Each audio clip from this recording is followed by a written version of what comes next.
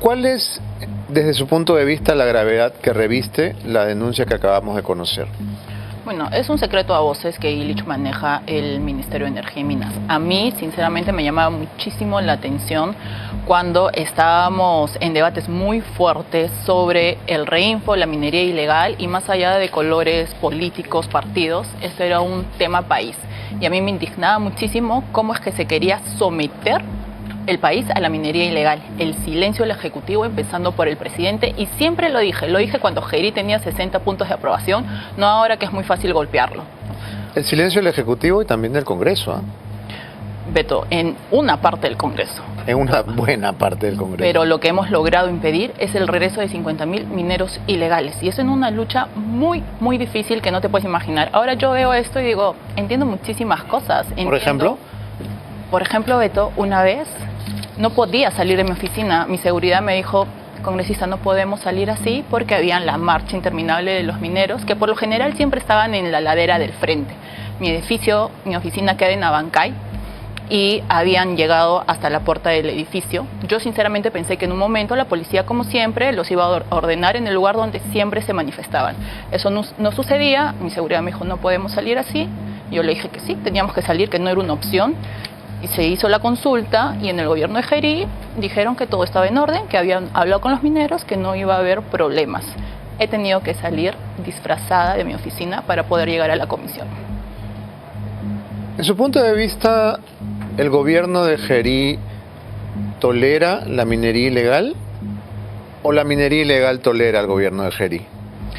Bueno, a diferencia de Dina Boluarte, el gobierno de Gerí, de Somos Perú, tenía 3 votos importantes dentro de la comisión. Votos que apoyaron la prórroga del reinfo hasta el 2026. Votos que defendían a sus hermanos mineros, como ellos mismos lo llamaban. Yo tengo aquí la copia del chat en el cual se le informa al ministro de Energía y Minas, Luis Bravo, lo que estaba ocurriendo, y se le envía el pronunciamiento de la Confederación Nacional de Pequeña Minería y Minería Artesanal. Si puede verse aquí, este es un chat con el ministro de Energía y Minas. Voy a tapar un poquito los números, pero ahí está. ¿Podemos ver aquí, por favor? Ahí está. Luis Bravo, ministro del MINEM, ¿ok?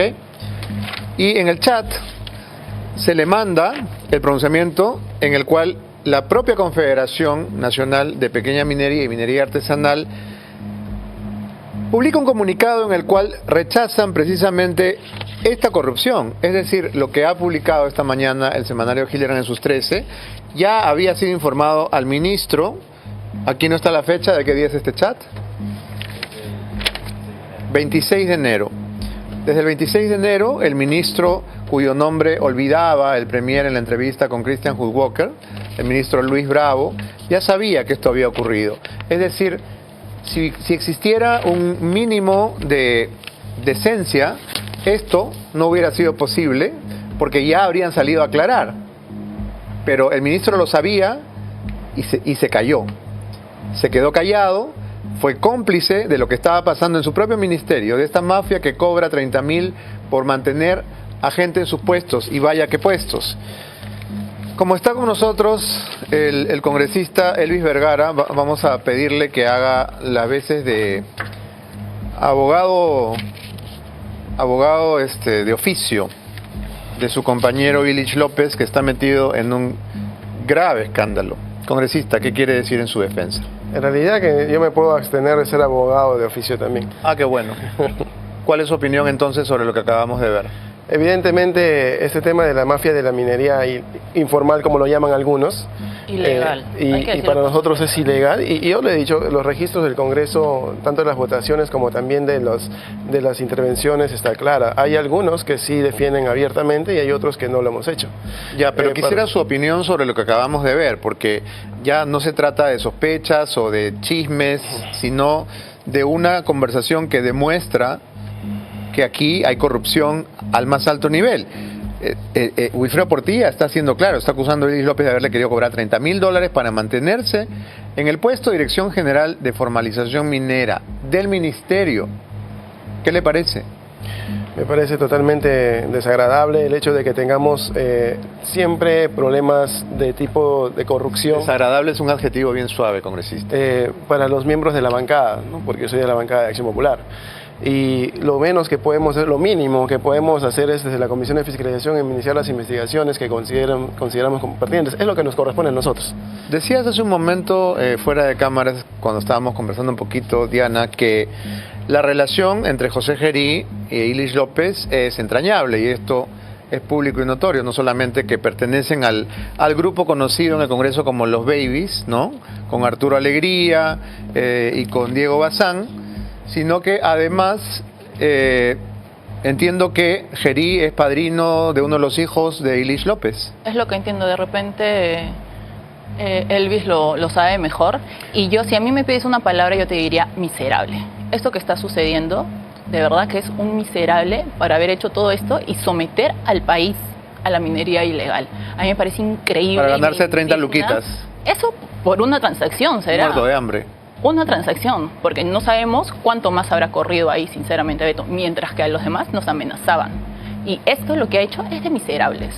¿Qué debería pasar con el congresista Ilich López? Acá es el presidente de fiscalización, el presidente de ética. Yo realmente me asombra cómo se puede tener dos comisiones ordinarias o dos comisiones en un año, y la verdad es que los votos sí hablan por nosotros, Elvis, y tú estuviste ausente cuando nos estábamos peleando por el tema de minería ilegal, y ahí están las votaciones.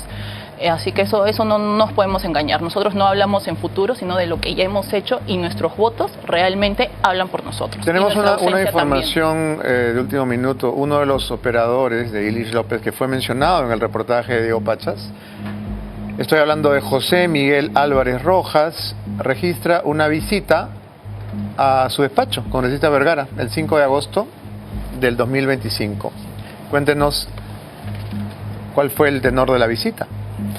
5 de agosto, estamos hablando de bastantes meses, la verdad, honestamente no recuerdo, no sé quién es esa persona, sin embargo, me comprometo, si en el transcurso de la entrevista me pueden dar mayores datos, yo se lo traslado, voy a hacer. Muy bien. Bien, Diana, más allá de las comisiones de fiscalización, de ética, que muchas veces, con perdón, son un saludo a la bandera, ¿qué debería pasar con este hecho concreto? Porque acá no estamos hablando, insisto, de especulaciones. Estamos hablando de una evidencia concreta. ¿Qué debería pasar con el señor López? Bueno, Elvis no será el abogado de oficio, pero sí la comisión de fiscalización, la comisión de ética puede iniciar una investigación de oficio. Claro. Yo esperaría que lo hagan en el más breve plazo, a pesar de que sean de la misma bancada, ¿no? Esto no es algo reciente. Cuando empezamos el periodo, fue conocido también que los niños de Acción Popular estaban en el Ministerio de Producción y ahora se gradúan como adolescentes en el Ministerio de Energía y Minas. ¿Dirías que todo el periodo de congresista ha sido testigo de esta especie de entreguismo del país, de las instituciones, del Estado, a el oro ilegal? Porque esa es la impresión que da desde fuera. Sí, o sea, lo he visto, lo he vivido en la Comisión de Energía y Minas. De hecho, en el último debate en el Pleno, cuando en teoría iba un equipo de PCM, iba otro equipo del Ministerio de Energía y Minas, que ciertamente no había una comunicación entre ellos. Yo le hago la pregunta directa al señor Premier sobre su posición en una posible prórroga del Reinfo cuando recién se discutía el voto de confianza. Nunca tuve respuesta a ello. Siempre escuchaba que la orden de arriba era no opinar sobre el Reinfo. Entonces, yo he visto cómo el Ministerio de Energía y Minas se ha encerrado en una sala del Congreso el día que debatíamos, cómo le cerraban la puerta a los mismos funcionarios de PCM. O sea, ni siquiera ellos podían ingresar ahí. Y finalmente logramos, con muy pocos votos, Beto, realmente fue una lucha muy difícil, impedir el regreso de estos 50.000 mineros ilegales que ellos a toda costa querían regresar en el dictamen. Porque si la idea hubiera sido solo la prórroga del Reinfo, hubiera sido un único articulado. Pero no, estos señores querían como sea regresar a esos 50.000 mineros ilegales. Voy a hacer una pausa en este tema porque tengo que ir con algunas informaciones del día que tienen que ver precisamente con el Congreso, porque es en el Congreso donde se está desarrollando la noticia minuto a minuto. El día de hoy el presidente encargado del Congreso convocó a un pleno extraordinario, finalmente, Fernando Rospigliosi, para discutir la censura de José Gerí. Dijo en su cuenta de X que se había subsanado el error de las firmas, lográndose el mínimo de las necesarias para realizar la sesión del Pleno, que será el martes 17 a las 10 de la mañana. También ha pedido a quienes lo acusaron de ser parte de una conspiración que se disculpen con él. ¿Qué va a pasar el día martes 17, Diana?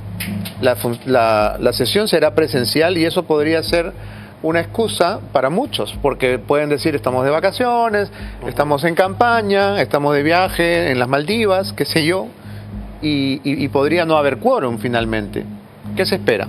Sí, bueno, la citación es presencial, como has mencionado, y de hecho es importante llegar al quórum para, uno, tener quórum, y segundo, la admisión de las diferentes mociones, y luego ya dar inicio al debate que puede terminar con la censura del, digamos, presidente encargado.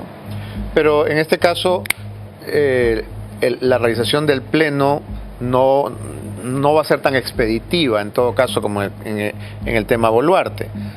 ¿Cuánto podría tomar? Empezando porque si es que tenemos quórum, ¿no? O sea, para poder dar inicio a la sesión vamos a necesitar el quórum, y en segundo lugar también necesitamos quórum para, la admisión de la moción en primer lugar, y luego ya se inicia el debate. ¿Usted ya firmó? Yo he firmado 2 veces porque la primera, mi firma no fue leída, no fue considerada válida, y volví a firmar ayer. Congresista Vergara, ¿usted ya firmó? Yo no he firmado, yo he presentado la moción para pedir facultades de comisión investigadora al Pleno del Congreso. No, pregunto por la convocatoria del Pleno Extraordinario. ¿Ha firmado? No la he firmado. Soy presidente de la Comisión de Fiscalización y estamos investigando al presidente de la República precisamente. Y esta es la moción. Pero eso no lo exime de firmar. Lo que pasa es que no queremos que después quieran decir que estamos parcializados con la investigación. Pareciera que están parcializados con Geri. No, pues si estuviéramos parcializados ya no estuviera esta moción hecha y presentada. ¿Qué se ha presentado, dicho sea de paso? Pero el Congreso está en receso. No, sin embargo, así como hay una... El pleno extraordinario no va a ser para discutir esa moción. Podría ser la voluntad es el pleno extraordinario. La voluntad política de la mayoría puede hacer que se discuta eso. Pero usted no va a contribuir con esa voluntad política. No, y de todas maneras nosotros vamos a firmar a favor, pero de la censura, vamos a votar a favor de la censura. Y quiero decirlo, quiero acá decirlo de una vez. Pero es que la mayoría... Es su argumento, discúlpeme. Usted dice, vamos a votar a favor de la censura, pero no quiero que parezca que estamos parcializados, entonces no voy a firmar por el Pleno. No tiene ningún sentido. Evidentemente, acá lo que no se está viendo de manera muy política y electorera, hay que decirlo también, porque muchos están empujando una vacancia del presidente cuando saben que la censura es la que corresponde. Y en el Pleno se va a debatir. Lo que el país quiere es que se vaya, no importa si con vacancia, con censura o como sea. Yo le invito a que veamos finalmente los votos. Porque son los votos que hablan por uno. No hablan por uno lo que pueda decir en un SEC o lo que pueda decir ahí en el Pleno. Lo que me temo es que vamos a llegar al día del Pleno Extraordinario y no van a ir. Porque la clásica, me van a disculpar ustedes dos, pero la clásica de los congresistas es enfermarse, abstenerse, no quedarse en el camino. Más del 50% están en campaña. Y creo que ahí, eso no es una excusa. Y ahí vamos a ver precisamente a sus electores le van a dar un mensaje. Espero que ese mensaje sea claro. Ya, pero a ver, hay una contradicción gigante en lo que usted me dice, porque no vamos a ir a trabajar porque estamos en campaña, no, pero estamos demostrando de que no trabajamos. Esa es la mejor campaña. Si ustedes no van, si ustedes no firman, si ustedes no se mueven y van a decir, no puedo ir porque estoy en campaña. ¿En campaña de qué? ¿Cómo van a convencer al elector de volver a votar por ustedes si no hacen lo elemental? Por eso precisamente hay que ver los votos al final del día y vamos a ver quiénes realmente se condicen entre lo que dicen y lo que hacen, ¿no? Que la palabra encuentre ahí con la acción, decía Belaúnde en todo. Sí, pero justamente lo que usted me está diciendo no se condice con lo que hace. Porque me dice que como es presidente de la Comisión de Fiscalización y no quiere que parezca que está parcializado, no va a firmar por el Pleno. Firme por el Pleno, no le va a pasar nada. Fíjese, señor Beto, nosotros como comisión ordinaria somos la única comisión que está trabajando en receso. 2 veces por semana estamos haciendo sesiones. En receso, ninguna otra comisión está trabajando, solo nosotros a raíz de estos hechos de corrupción, porque queremos que a lo más pronto posible hayan sustentos legales, no solamente para una vacancia, sino para que el Ministerio Público pueda tomar acciones contundentes. Diana, la confusión que existe con este tema de que si debe ser censura, si debe ser vacancia, si es presidente encargado, si no es presidente, ¿qué van a hacer? ¿Qué es lo que van a pedir? ¿Censura o vacancia? Bueno, el Pleno está siendo convocado, claro, con los 78 que sí hemos firmado, por las mociones de censura que se han presentado, ¿no? Esa es la convocatoria, por las mociones de censura que se han presentado contra José Gerí. Ahora, lo otro que hemos visto, que es realmente inédito, es que los congresistas que ya han firmado de pronto retroceden, ¿no? Reculan, se arrepienten, no se sabe por qué. Y también acabamos de descubrir que hay una nómina de visitadores, ya no las visitadoras nocturnas, sino los visitadores del Congreso, que van a Palacio, ¿no?, a conversar, probablemente, y tenemos identificados a 3. ¿Cuáles son? Paul Gutiérrez Ticona, congresista de Somos Perú, que visitó la Secretaría General del Despacho Presidencial el 12 de febrero, una reunión que duró casi 2 horas. También está Edgar Tello Montes, congresista de Podemos, que visitó la misma oficina el día 11, un día antes. Segundo, Quirós Barbosa, congresista de APP, de Acuña, visitó a José Gerí el 3 de febrero. Y Ilich López, tan mentado esta noche, congresista de Acción Popular, visitó a Gerí el 2 de febrero por 2 horas. ¿Qué estarán yendo a hacer, Diana? Bueno, todos, a excepción de Illich, entraron con Perú Libre, que ahora están, claro, en otra bancada. Atomizados. Por cuestiones de conciencia, que se cambiaron de bancada. Y ciertamente 2 de los congresistas que has nombrado han sido presidentes de la Comisión de Energía y Minas. Ok. Usted ha dicho, señor Vergara, que Ilich López tiene la confianza de Acción Popular y no va a renunciar. ¿Esas palabras son suyas o no? No, no son mías. ¿No ha dicho eso? No, para nada. Lo que en pasa octubre es que, del 2025. Tal vez no se acuerdan. bueno, fue mucho antes. Estamos hablando de octubre. Mucho antes de... Tenemos la memoria muy frágil últimamente. O selectiva. Sí, mira, sucede que en octubre no sabíamos, por ejemplo, de lo que aparentemente hace el señor Tejerina, aparentemente a nombre del congresista, no sabíamos lo que ahora estamos sabiendo. Todo es materia de evaluación constante en política y en política nada es estable. Entonces tenemos nosotros que hacer una evaluación como bancada. Pero usted me ha dicho que están trabajando horas extras y que son la única comisión que trabaja en el receso porque están preocupados por las denuncias de corrupción. Supongo que el tema principal será el tema del Chifa, ¿no? Por supuesto, la moción va en ese sentido. ¿Qué piensa usted sobre eso? Hay suficientes indicios como para poder pedir que se levanten el secreto de las comunicaciones, el secreto bancario, y hay suficientes indicios como para traer de grado o fuerza a muchas personas que no se atreven a venir a la comisión a declarar, ni mucho menos al Ministerio Público. Hay suficientes indicios como para decir que aquí habría algo de corrupción. El presidente Gerí estuvo en la comisión de fiscalización. Así es. Y mintió. Dijo, por ejemplo, que el ciudadano chino Xiaodong Kigu no hablaba español, que era probablemente el cocinero del Chifa. Y hablaba perfectamente español. Y hablaba mejor que usted y yo. Exactamente, hablaba perfectamente español y eso lo hemos dejado totalmente claro. El presidente de la República nos ha mentido. Pero es además una mentira flagrante y grosera, porque es fácilmente demostrable, ¿no? Así es, y dijo incluso que este señor era el que ayudaba a servir los platos y todo esto, cuando en realidad él había ido como traductor a esa reunión. Entonces, si ha mentido ahí, puede haber mentido en otros extremos, ¿no? Precisamente la moción responde a eso, ¿no? A que tenemos los suficientes indicios de que hay hechos de corrupción que tendrían que aclararse. Diana, ¿confías en el trabajo de la Comisión de Fiscalización? No, yo sinceramente creo que esto es un saludo a la bandera. Es más, podría pensar que esto mismo lo ha redactado Palacio y se lo han enviado solo para ponerle el membrete de la Comisión de Fiscalización. El congresista acaba de decir que los puede citar de grado o fuerza y no tiene capacidades de una comisión investigadora. A la fecha es la Comisión de Fiscalización, no tiene otras competencias, no podría traer a nadie de grado o fuerza. Entonces, estamos acostumbrados a dar un discurso para la pantalla cuando en realidad sabemos que eso no es así. ¿Congresista Vergara? No, de todas maneras, aquellos que estén en campaña no se dan cuenta del trabajo que estamos haciendo en el Congreso. Pues, ¿Usted no está en campaña? De todas maneras, no estamos en campaña. Lo sacaron. ¿Por qué lo sacaron? Porque es Acción Popular.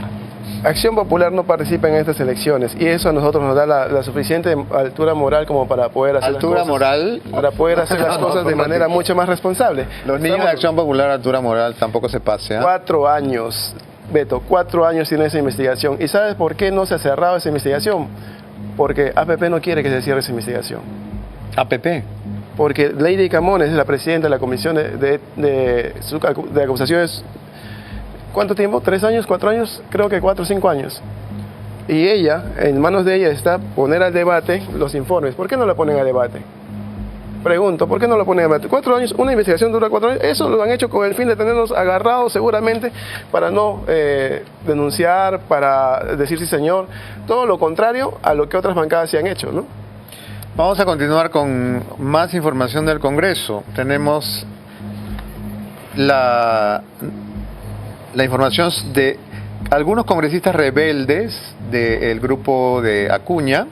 Se han negado a votar por la convocatoria al Pleno Extraordinario. Yo no diría solamente rebeldes, sino también algunos que retroceden y avanzan, ¿no? Que votan y borran.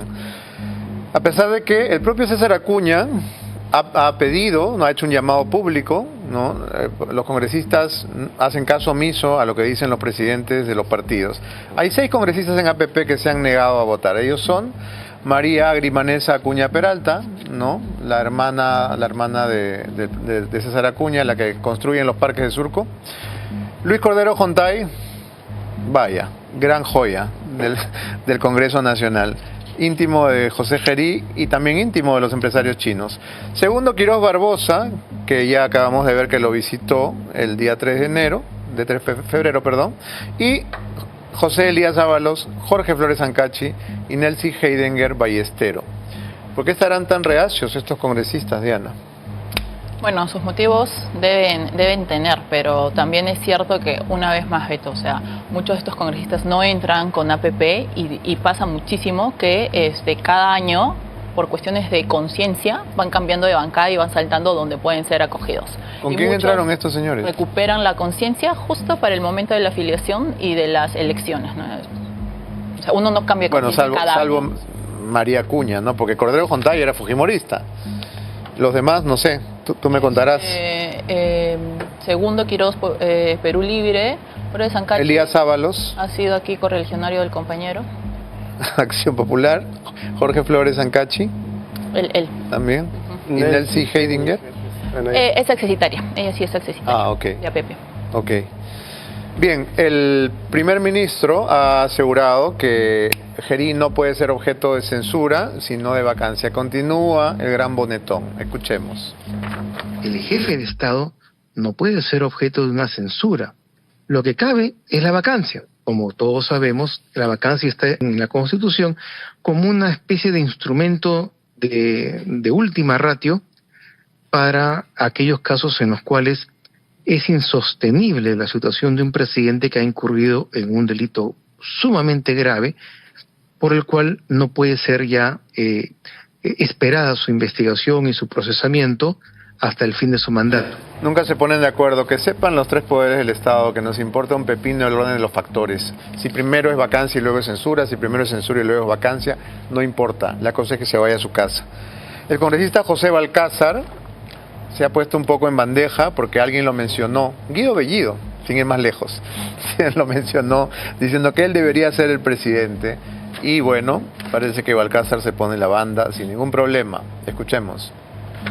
¿Estaría dispuesto a asumir la presidencia en caso se lo proponga? En caso de presentarse, obviamente, pero tendría que someterme a la mayoría del Congreso. El problema es que yo no tengo partido, yo no tengo votos cautivos, pero sí soy como hombre de consenso. Al menos yo tengo una gran experiencia pública y tal es así como he sido juez tantos años. Siempre tengo, por supuesto, personas que han recibido sentencias mías y que aparecen criticándome en algunos, pero eso es parte de la vida política. ¿Cómo cree usted que se construirán las leyendas negras contra personajes importantes a través de la historia? Atacando, denunciando, tergiversando opiniones mías de repente, pero eso no me molesta a mí. A mí que me digan un solo acto de corrupción durante 30 años del Poder Judicial. Bueno, la verdad es que ya la presidencia ha sido tan degradada que a estas alturas cualquier náufrago podría ser presidente del Perú. Ya más abajo no se puede caer. Aunque siempre hay más abajo, ¿no? No debería decir eso. En todo caso, si Balcázar es presidente, va a ser el primer presidente con el auspicio de Preference Excellence. Gracias por haber venido al programa y tenemos que